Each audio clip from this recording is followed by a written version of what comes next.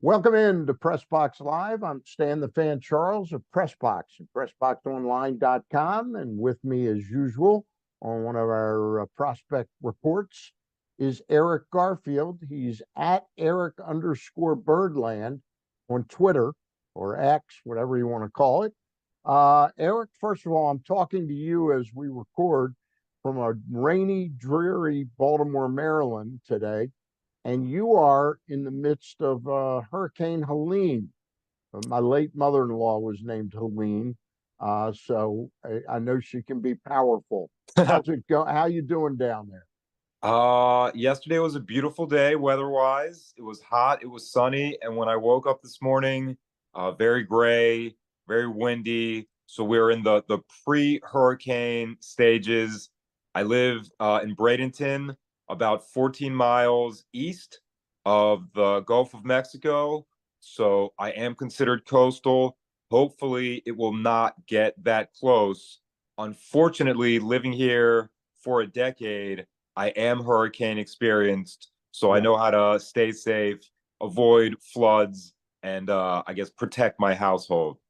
All It right. used to be blizzards. Now for me, it's hurricanes. All right. Well, our thoughts and prayers are with you and Thank all you the very folks much. down in harm's way. How do you think Ed Smith Stadium will fare? Oh, the 15 drainage. miles away from you. Okay, that's about 12 miles south in Sarasota. The drainage is horrific. It's horrible. It's almost like it was built in the 1600s. So it's going to flood. The groundskeepers have probably not slept for the last 3 days, but the parking lot is massive. So they use the parking lot and they've been using it for the last couple of days as places where residents can come and fill their cars with sand for sandbags, or they Okay. can pick up sandbags. So the complex, the parking lot is being used for safety type reasons. I guarantee you the field is going to flood. It's going to look like it's going to look like a baseball field slash swimming pool. All right. Well, our thoughts and prayers again go out to the folks in harm's way. Right. Thank you. This is and this is not a finale, final finale. This is a final regular season prospect report. We're going to take some time off now for the playoffs, and then come back on a monthly basis in November, December, and maybe the first half of January. But then when things start to perk up, because prospects are a year-round interest to fans, we'll start back up and look forward to it. This has been a lot of fun, Eric, all Thank summer. you. I agree. I love doing this. Yeah. Well, you're very good at it, and I hope I ask good questions. We thought we'd end, and let me just say, we again really appreciate the folks, and we've gotten a very nice response from this I, program. I agree. We hope you'll like the program, share it, and follow us. Okay. We're also let you know that we are brought to you by a company that makes your home more energy efficient, kills all allergens and viruses, and qualifies you for $6,000 in rebates. That would be AJ Michaels. Turn to the experts, AJ Michaels and Carrier at ajmichaels.com. And you'll hear us give our four thumbs up to the Costas Inn midway through the show. We'll talk about that. Yes, we'll I'm talk about ready. that. Now we're going to give a different type of thumbs up, Eric. I've given you the task of, and we'll start at the lowest minors. Okay. Uh, the organization certainly is going to look vastly, it does now, looks vastly different in terms of the caliber of high level prospects that everybody knows about. They're sort of gone in a They're gone. sense, except Basayo and Mayo, and we'll talk about that. But we're going to start at the low minors, the Florida Coast League. I've asked you to give me a couple players and that you think our eyes should be on that stand a chance to really improve their lot in Oriole life next season. I tried to do my best to mention new names that we haven't discussed a lot over the course of our shows. So my first two from the Florida Complex League, the games I saw many of, are both the 18-year-old large bonus signees of the two respective international classes 21, and 22. They're 18 now. That's Okay. middle infield, mostly middle infielder, Luis Almeida, tall, slender type of player, really long legs, but an outstanding arm from the hole in shortstop. And then more of the power type corner, Joshua Lorenzo, again, also 18. Neither really ran away with anything statistically. I guess Almeida had a decent walk to strikeout ratio for his first stateside introduction. He also had 5 over the wall home runs in his first year in the United States, a great sign. But both of them got the feel of what it means to be what it entails to be a professional baseball player in the United States. So this was their get used to it year. Gotcha. Next year, it's going to be we have some expectations for you, and we'd like for you to show that you can start meeting them season. So that'll be when they're 19. So from the FCL, Josh Lorenzo, Luis Almeida. Where will they be in the FCL again next year, or will they jump up to Delmarva? Okay, I would expect, because neither of them really ran away with anything statistically, and they also didn't get called up to an affiliate for the end of the year. So I would expect their starting point next year will be the FCL in June. Their ending point, I would expect, will be Delmarva approximately a year from now. Okay. It sounded as if Lorenzo is kind of a more powerful looking guy, but it sounds like Almeida has a chance to grow into being sort of like when we first saw Jonathan Scope. Okay. He didn't have much power, but he had this body. Buck Showalter used to talk about it, and he said when he grows into his body, he'll have some power. And Scope ended up having some power. That's actually a physical comparison for Almeida. He's a tad taller than Uh, Scope, maybe an uh, inch and a half or 2 inches, but he will be that wide, and he will be that thick. So he will be able to hit more home runs. I estimate that Lorenzo is going to be a lot wider and a lot thicker. He had 5 doubles, so his over the wall power, at least for the complex stadiums, just isn't there yet. He's a big guy, not Basayo big, but in that tier. So next year his doubles are going to be taters as long as he makes progress in the weight room. all Right right. now, by the way, there's instructional league that kind of transitions to fall ball. Almeida left today, so I guess his 2024 is done as of today. Lorenzo went home about 3.5 weeks ago. So they'll probably spend a month away from baseball, relaxing, eating, going to the beach, and they'll be back really like probably close to right after Christmas around the new year. And that's in Sarasota, the Twin For them, Lakes. it would be a demotion if it's in the Dominican. Right. So neither of them have a reason to get demoted. So yeah, it'll be in Sarasota. They'll All be right. back by Christmas. All right. We'll move to Delmarva. You've got a starting pitcher and an infielder there as guys to keep an eye on. Okay, we'll do the infielder first. There are a couple guys that made that transition from the FCL to Delmarva that we have talked about. Yeber Gonzalez, the tall pitcher, the catcher, Miguel Rodriguez, high contact, high average.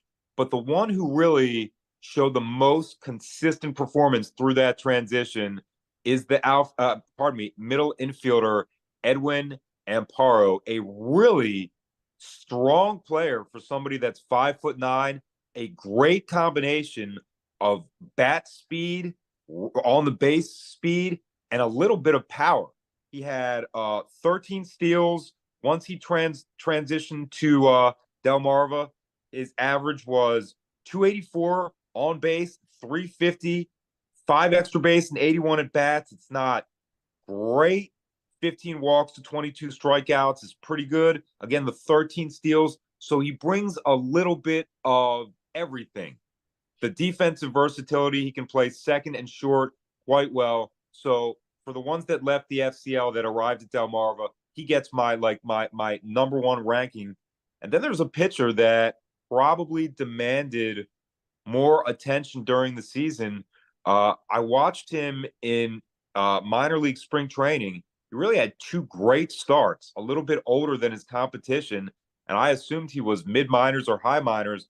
But Braxton Bragg, the righty, he stayed at Delmarva all year and he compiled some pretty good stats: 96 innings, 122 strikeouts, and a 1.17 whip, even better, 1.07 whip versus lefties. So And he's he's got a a right-hander. he's a right, yeah. So Delmarva, the competition obviously didn't catch up to him, so he was worthy of a promotion towards the end, but they kept him down. Every he started all most of his games were starts, 20 starts, and he ended up with 11 decisions too, 5 and 6. So this is a guy that started off well in February, was really consistent all the way through his last month, 20 August, 26 innings, 100 batters faced, and only 20 on base out of 100. So he ended the year on an extremely high note. He's not young. He went to college. His name is Braxton Bragg, and he's kind of like a good strikeout per nine righty, seemingly stuck in the low minors, but that will not be the case next year. How old is he when you say, is he 22, 23? He is 23 and will turn 24 before next season. So he would be a guy I would think would start at Aberdeen this coming season. I will tell you, if he pitches even 70% in exhibitions in minor league spring training as he did last year, he will. But he already, like, based on his development level and his resume from this past season, he already should. I honestly I feel a little, not like bad, but I feel like I missed a little informing fans. He was doing good month to month, and the first time I've mentioned him is now in the season wrap up. But that's okay. He'll be there next year. Okay. He'll be at Aberdeen. And if he pitches well at Aberdeen, I would think at his age, they'd love to push him up Yep. maybe in July or something next. $100,000 signing. So I would say all that, puts together a profile. Yeah, they'd like that. They'd like to see him accelerate. They're happy with his success, but they'd like to see a little more. How big a guy is he? About 6'2", 200. So good shoulders, long legs. The pitcher's frame that Buck Showalter prefers, he has that. Right. He's got good mechanics. Absolutely. Okay. Absolutely. Sounds good. We'll keep an eye on Braxton Bragg and the infielder, Edwin Amparo. Yep. Again, Braxton Bragg, a starting pitcher. Is this stuff, Bragg, real quick? Is it the type, if he fizzles as a starter, that he could be a sort of a leverage guy at some point? I would say I haven't seen him enough, and the numbers say maybe, but Okay. not definitely. And the usage right now says starter. But Okay. again, he's at Delmarva. There's three levels for him to experience before he even gets up to the top. All right. Let's take Interesting care. name. Let's take care of Aberdeen, and then we'll hear from about the Costas Inn. Aberdeen, you've got right fielder Thomas Sosa. Yep. Tell us a little bit about Mr. Sosa. Well, if you look at it, Not Sammy Sosa's son, is he? there's no relation between those two Sosas. No. However, his carrying tool is immense bat speed and power. I think by the time he reaches the high minors, he will lead the organization in average exit velocity and top exit velocity reach. He is a monster. He's 19 years old and just finished high A. None of his stats are going to wow you or draw your attention. But if you watch his batting practice and see the level of contact he's capable of, I mean, this is a guy that swings and has that tall, lean body type of Jordan Alvarez. The swing is just so powerful. So I Lefty or really righty? wanted to mention him at Lefty or all. lefty or righty? Sosa is a lefty, so that's to his advantage also. 25 extra base hits this year doesn't seem great, but he missed some time with injury. And he's 73. He didn't have a lot of RBIs. He didn't bat high in the order, but 73 runs and RBIs combined just give a little hint of what he's capable of in terms of run production. So I have mentioned him before. but he's a name to watch. When his breakout occurs, it's going to be very obvious, and he's going to look even more like a bona fide power threat. And interesting, you mentioned the age situation with Braxton Bragg. It sounds if he was 19 at Aberdeen, sounds like he was probably one of the younger players in that league. He was, I don't think he was the youngest, but for a time he was the third or fourth youngest. After promotions, he was like around the ninth or 10th. But yeah, just survive high A, get through it at 19. And when your age starts with a two, then we can have a little bit more developmental focus and get specific with your plan, what the organization is looking for. Just he really wasn't officially on my list. I made an asterisk for him Yep, because I saw the he asterisk. survived it at 19 and really started to show that the run production profile.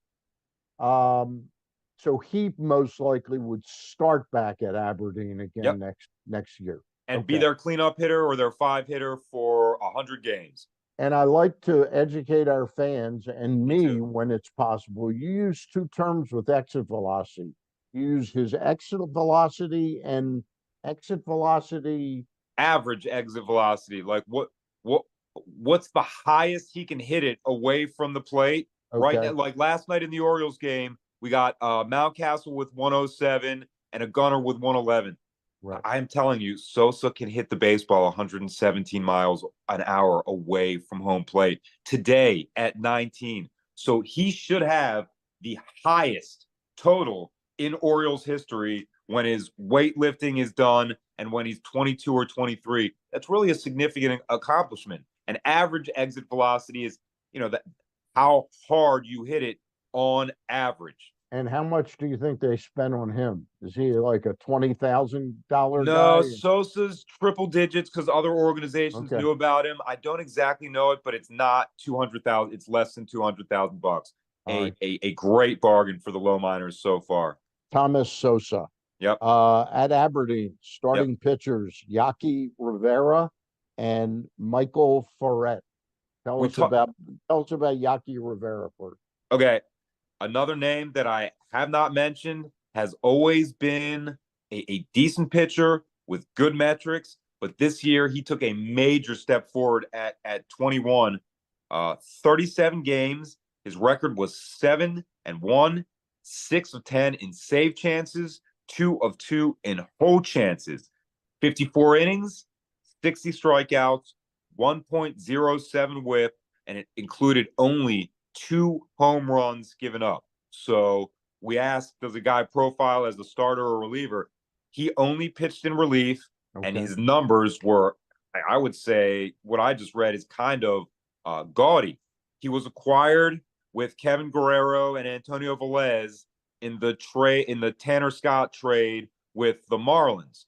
Okay. So he's been with the Orioles. I think this is his third season, his second full season, and he's kind of seized the role and he's going somewhere with it. So Aberdeen, probably their best relief pitcher this year. I'd expect him at 22 to start with Bowie next year. And if he does the same thing, then we have to start thinking him as a potential major leaguer in his mid-20s.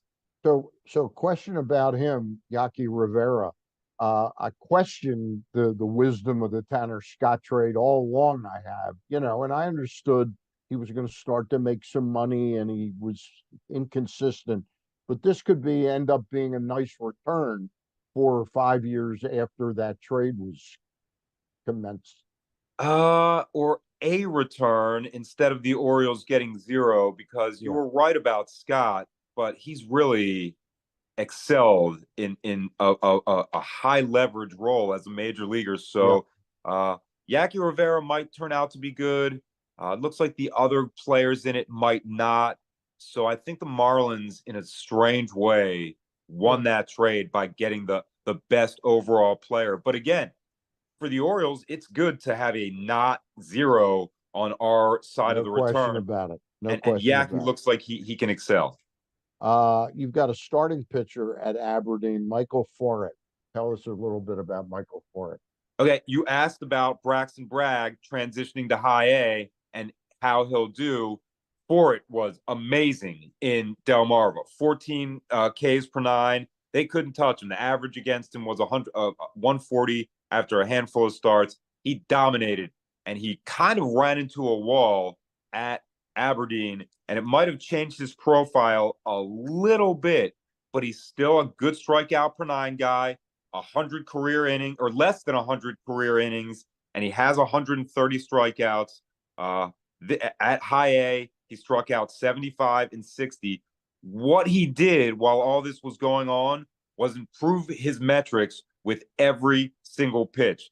Fastball went up from about 89, 90 to 93. His curveball, that's his best developing out pitch, is now a shade under 80 miles per hour. And he has a half split, half change that he now throws at 85, 86. So there's some things about his recent performance that are kind of like yelling reliever, bullpen. But there's other things about his pitch mix and his usage that say, and his strikeout totals that say starter. So Michael Foret really, overall, he had a very solid year. His first professional season, he covered two levels and performed decently at both of them. All Very right, good sign. I apologize. The pitcher that I keep forgetting the name of that worked with Pedro Martinez. That's Edgar Portes. Now, is he not in here because we've talked about him a lot? Absolutely, yes. Okay. All right. I just want to make sure. Again, I have I faith in want to his be clear skills to and his our development. viewers out there that these are players that are sort of been off the grid, off Correct. the radar, that Eric is saying, keep an eye on these guys. Yep. All right. You got your thumbs ready? My thumbs are ready. All right. The Costas Inn, our all thumbs up restaurant, whether it's Eric and I with 4 thumbs or Luke Ross and I with 6 thumbs. We all love the Costas Inn. And again, talked about it yesterday. They've been at the same location for 50 plus years. They've always supported me, so I'm very fond of them. But you know, they really deserve all the accolades that I give them. They've got fantastic specials Monday through Friday. They vary from night to night, but you can get a really nice deal on a real quality meal. And there's always TVs there with all the sports you want to watch, whether it's Orioles baseball, Ravens football, Capitals hockey, Wizards basketball, Maryland Terrapins football or basketball. It's all there at the Casa Center. There's multiple screens all over the place. And again, you are planning a crab feast with friends and family or both, 410-477-1975. Call them and check on crab availability when you want to plan your dinner, your crab feast, family and friends. 410-477-1975. Check on availability, size, and costs on your crabs. All right. You'll have a great, great time at the Costas Inn. Otherwise, go to costasin.com to take a look at their menu. Back now with Eric Garfield on our last regular season show of 2024. Again, we take some time off through the playoffs and World Series, and we pick back up on a monthly basis in November, December. And again, if events warrant, like a special, we'll jump on with Eric. And then about mid-January, a month before spring training, we'll start back up weekly and get it all cranked up. Mr. Garfield, Yes. let's go to Bowie. And Okay. there's a starting pitcher that you and I both know, and his name is Patrick Riley. Yeah. I forget, who did we trade for him? Billy Cook doing great. Billy Cook. He's doing well too. Yep. How did he finish up at Bowie? Patrick Riley. Patrick Riley. A 194 average against, which was his average against at Greensboro with the Pirates when we acquired him. He's a starter. Okay. 27 starts over the year, was clocked at 95.9 in the 6th inning. Average against him in the 6th, 211. Average against him in the 7th, 140. 4 pitches, 3 of them could be considered plus. So imagine, I guess, from my prospect perspective, imagine where the Orioles high minors pitching would be without him. Yeah. I really don't want to do that, but this is a guy. Everything about him says major leaguer. The Orioles like to ingratiate these profiles as non-starters initially, but by the time he's ready for full usage, it's going to be 6 innings at a time. Listen to what I just read, Yep. and he's a guy who sets high, skilled hitters up with heat. His fastball, like I said, 96 miles an hour in the 7th inning, sets him up with heat and wipes him away with a above average changeup and a way above average curveball. So we could use Billy Cook right now. It's a great thing for the Orioles minor So, league system that we got Patrick Riley. He really is more major league ready than like a Seth Johnson type who we also traded away. right. So this is a trade that looks like it's a win for both sides, and that's the best kind of trade to make. But it was also, we had a lot of outfielders. Yep. We didn't have pitching. Pittsburgh had a a lack of outfield Yep. prospects, and they had a number of pitching prospects. Stan, with my friends, I have so many friends that are into the Pirates organization, and I'm Yep. so close to them right here. We've been talking about their pitching for our offense deal, really for the better part of 2 seasons. I just didn't think it was going to be. I thought it was going to be like something more than this, but it did. You made a great point. It did work for both teams. The Pirates have Cook up at the major league level right now. He's kind of thriving, so he fits with them more He's than other actually he's profiles they've actually up tried. at the major league level, Cook. Yeah, but I he's did not like know that. a Okay. better fit and a better performer than Jack Sawinski or Connor Joe. So they Right. found a fit, hopefully, for the Orioles. We did with Riley too, and he'll be at the big league level next year. He's a guy to watch his spring training appearances. He's going to get into major league spring games next year, no doubt about it. If he's dominant, maybe even break camp. So you think there's no question he starts at least Norfolk next year, I, or could they say let's go to Bowie for 30 days or 40 no, days? he's gonna be a AAA and a member of their rotation. But there's upside and ability enough to where, like, let's say he's pitching in spring training against the Yankees and he strikes out Aaron Judge and Soto back to back. There's going to be people in the Orioles meetings that are like, "Hey, is this guy done with the minor leagues?" Yeah. Okay, that's exciting. That's Right, exciting. right. Tell me about an infielder, and I know you've liked him for a while, Yep. Freddie and Cosme. I would say he deserves to be on this list because the Orioles asked him to show some endurance, play every inning of every game if you can. He's a slender athlete, and it looks like he gained some weight and gained some muscle, but he's always going to be on the skinny side. So the best stats, the standout stats for me this year are 125 games played, 450 at bats at age 21. So he went from a minor leaguer who people talked about maybe one day he'll be good to a heavy usage, full game contributor on a good team. 29 extra base hits, 110 runs and RBIs combined. His walk to strikeout ratio has always been good. This year it was 5 walks to 8 strikeouts, so right on his career pace. 28 steals. Average wasn't great. 240 on base wasn't great. 320 slugging not great. 350 fielding percentage slightly better at second than shortstop. He's 960 to 950, so he's a better defensive second baseman.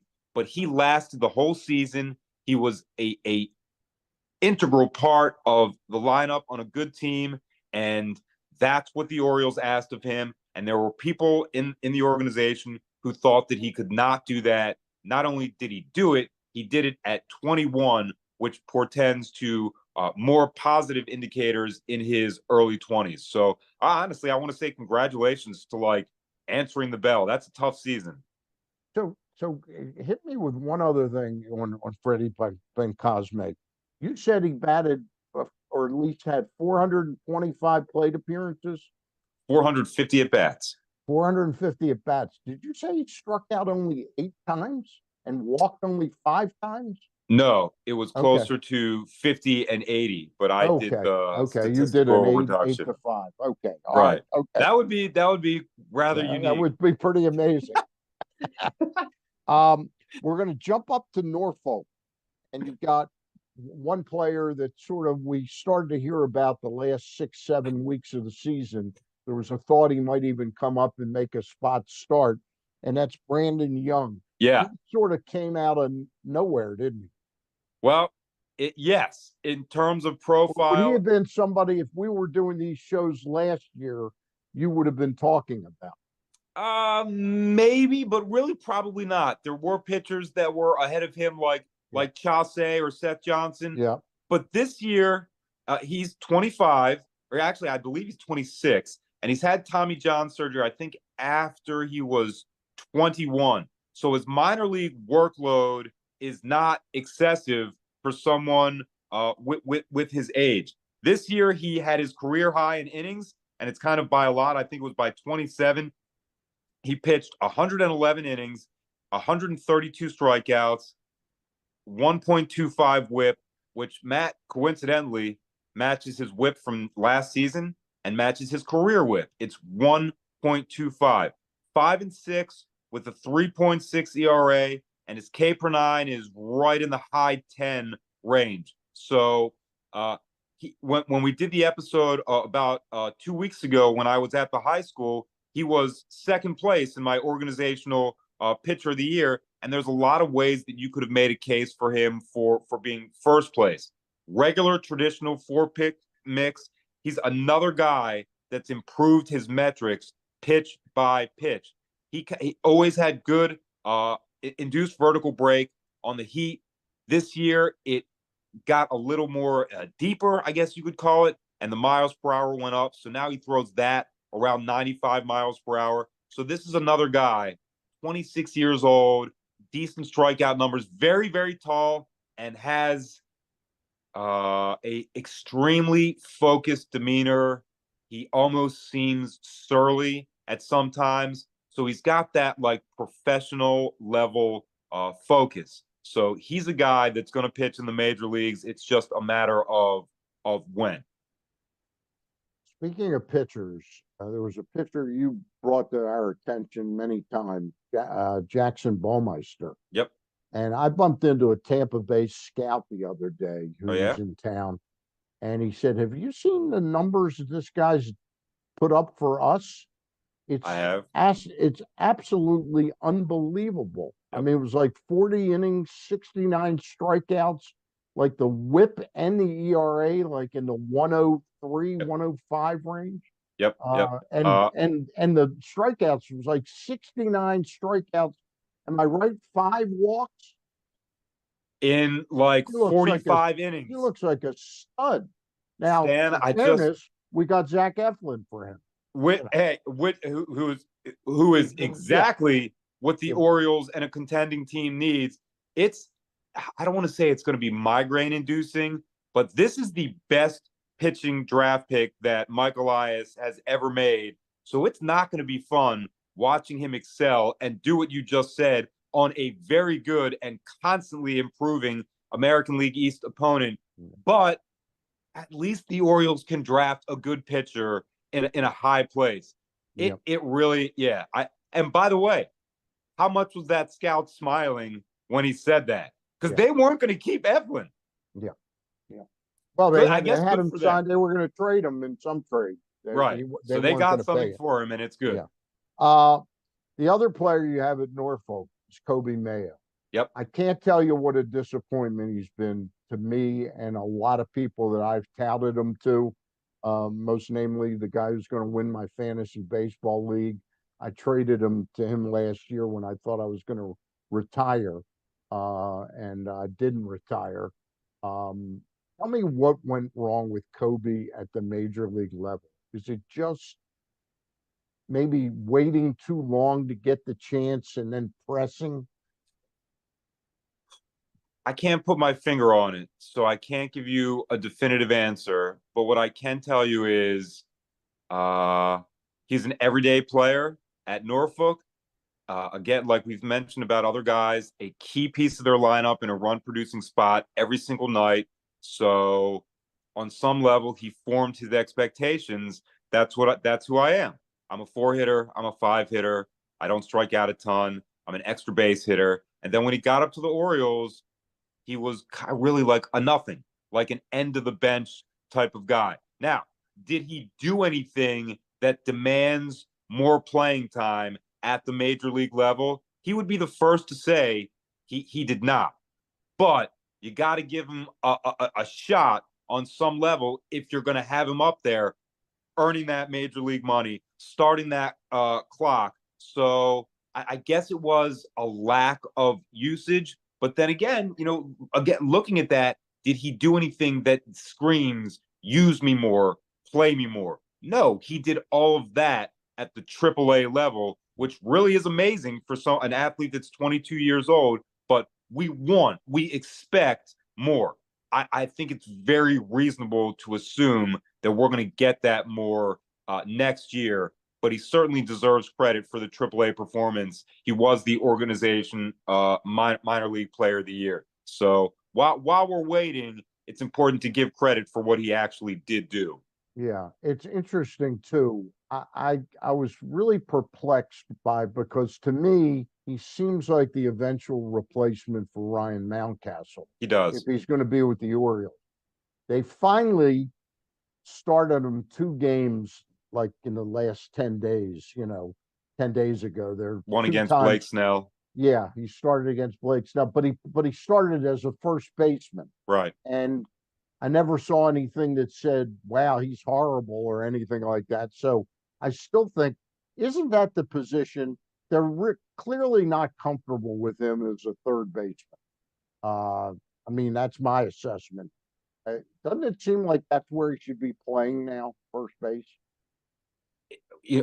Right now, if you look at it, put him on the playoff roster. I don't see him on the playoff But do you trust him in an important game if a screamer is hit down the third base line to catch, pivot, transfer, and throw him out? I'm his biggest supporter. I'm 50-50 on that right now. Yeah. I don't have the data. I don't have the metrics on every throw he's ever made like the Orioles do. So it's not like I'm losing faith in his. I guess this is a very long way to say yes. Right now, he should be at first. All season work, minor league spring training, exhibitions. That'll be a great determinant of where they see him. If he's playing first, he's playing first. If he's playing third, then he'll be a third baseman. But for what he's put together recently, and the fact that he hasn't hurt the team scooping balls at first base, it seems like that's an obvious answer So for right now. the bigger question is, I had it down in my head that Mountcastle was going to be gone next year. Are we comfortable enough that Mayo can produce? In other words, did he do anything that said to Mike Elias, I'm comfortable trading Ryan Mountcastle because I got Mayo ready? Or did he step backwards from that a little bit? It depends how much weight the organization puts into high minors performance, because Kobe just, pardon my language, he just kicked ass. There wasn't a Yeah. pitcher that could stop him or really consistently win at bats against him. And some of those pitchers are 27 to 31-year-olds with So major league experience. So that's my question about judging players at AAA now. Is it different today than it would have been 20 years ago? The Very, best pitchers, very the best pitching prospects are no longer at AAA. They're either correct. in double Right. A. There, But there's a lot of fringy guys that can outthink a young 21-year-old or 22-year-old, but they can't get it past them. absolutely. I think there's a marked difference in who's performing well in the minor leagues. And you just said it. He is not pitching against the top prospect or going up against the top prospects. There's no Jackson Jobe. Paul Skeens was there for like 2 weeks. So Kobe is having to ply his trade against veterans who don't want to make 50 G's a year. They want to make $20 million a contract. So it's a situation that's conducive to high and fast learning. And his minor league stats, 300 average, 25 homers, 70 RBIs. His OPS was 970, 40 walks, 60 extra base hits, on base. He just tore up AAA. So I don't think the Orioles drafted a 4A type player in the fourth round and gave him a 7-figure bonus. But we'll find out for sure next season what he's good at and what his role is going to be. I think it's going to be hitting home runs and third base. We'll find out if I'm right. One major league question for you. I'm ready. I think it would be fair to say that Jackson Holliday's 2024 season was in a lot of ways, a lost season. I'm sure he gained a lot of significant experience, but do you see him really playing at all the rest of the season? I don't. I don't. No, and it's not his fault or a criticism on him. Jordan Yeah. Westburg is what this team needs so very badly. Yeah. And if there's anyone right now that's potentially in the way of Westburg, it's Holliday. And his route is right.